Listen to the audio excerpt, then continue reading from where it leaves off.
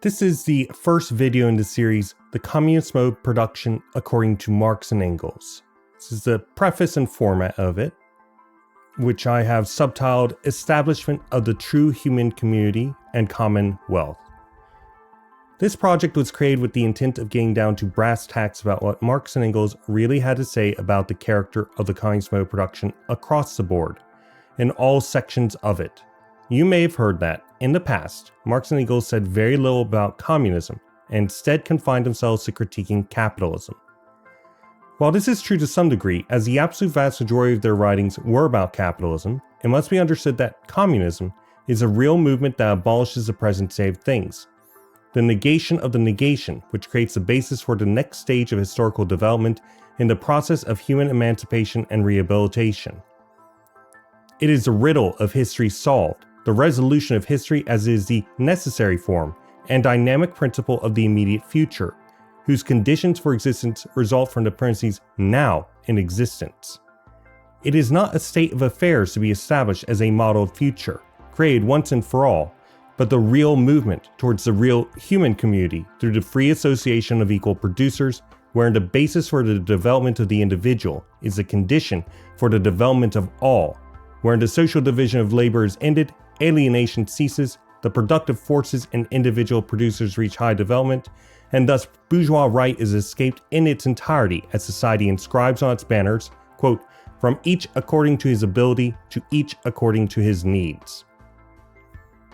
Because of this, while they did not make a large amount of concrete claims directly about the character of the communist mode of production, they still did through dialectical or reciprocal action, materialist, economic equivalence theoretical, biological metamorphic, and feedback disruptive logical methods. By analyzing material characteristics and resulting cultural and social forms, along with philosophic ones stemming from the humanist tradition, Marx's intent becomes more clear. In addition, in a variety of texts, they indeed made direct explanations about the character of the next mode of production, if in a generalist form, leaving much of the particulars to those who would come after, which we may look at later. I have a list of reading resources for anybody who wants to take a look. One thing this is missing, due to have been read in English rather than original German, is that it leaves out a large amount of specific terminology utilized by Marx, which is in reference to past philosophers, and thus drawing on the concepts they utilized, and repetitious phrases he utilized to draw connections to concepts but from different perspectives, which the series will engage with to some degree later on. I've done the best I can to express these in my own summaries where I had knowledge of them at the time of writing, and while doing these readings I may give additional input as well. The post-Marx and Engels texts provide below will tend to address these sorts of things, giving specification and carrying out proper academic work. The format of this is principally by year. I have read through the below texts and extracted quotations I found pertinent to what Marx and Engels said in terms of the character of the communist mode production. I tried to avoid repetition where possible, and summarize the quotes followed by utilizing my notes to construct a summary. Thus the summaries tend to be in a very down-to-earth format of words trying to express what is being said in the most direct way possible, though sometimes I add in my own thoughts. At the end of this, I will be producing a PowerPoint presentation to try and express the totality of what Marx and Engels had to say about it. I've listed out the fundamental topics and concepts I've been able to detect that make up the character of the communist mode production below. And I'm not going to read out all these key words. Feel free to pause the screen to do so yourself, or you could go into the description below and take a look at the view-only link to this Google Doc. But in short, we've got the true human community, human nature, emancipation, and labor, negation of capitalism and its contradictions, economic planning, production, and distribution, transformations in social relations and identity, and finally, ecological sustainability and social metabolism. And here is the Marx and Engels reading list that we will be going through in this series. Again, you can pause it if you like. And here is the post-Marx and Engels reading list. This list is intended to cover some of the areas that Marx is most vague, principally in terms of the actual carrying out of economic planning. While Marx did give generalities about what planning should involve, such as the inputs needed and the ways in which production and distribution will be simplified, the particulars are left in the hands of others, as Engels expressed in 1890, Engels to Conrad Schmidt in Berlin, August 5th, the last piece in our reading list here. In addition, it intends to clean up the misunderstandings that developed with various historic socialist experiments in terms of the content of the communist program.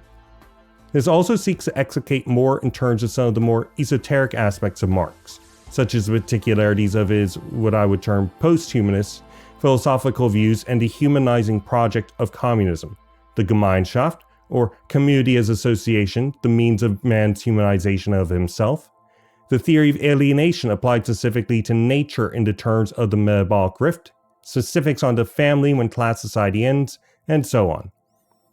There's much in the Marx and Engels reading list which does not truly address these key aspects of understanding what Marx intends with the communist mode of production, which is fundamentally a means to an end, which is that truly human community. I may construct summaries of some of these texts later, but in the meantime, simply understand that I do a poor job in expressing the real content of the communist project due to lack of proper academic methodology. The texts below cover for that, generally focusing on particular aspects of Marx. And we will be addressing the dictatorship of the proletariat, which is the self-governance and absolute authority of the proletariat as a class, in the next series after this. And then after that, we'll be going over the foundations of communist organizing. That is to say, namely the Communist Party, but also a variety of other things like unions, worker councils, and so on. Here is the reading list that is prepared for this extra section for anybody who wishes to go over it. These links mostly go to MIA, but some to just linked PDFs. Those that don't have links, I don't have PDFs of, I'm afraid, that I can link to. You'll have to find them elsewhere. With that said, that is the end of the preface and format for the communist mode of production according to Marx and Engels. Tomorrow we'll be going over the 1844 piece by Marx, comments on James Mill, Elements de l'Economie politique. Thank you for joining me for today's topical summary, and I hope to see you then.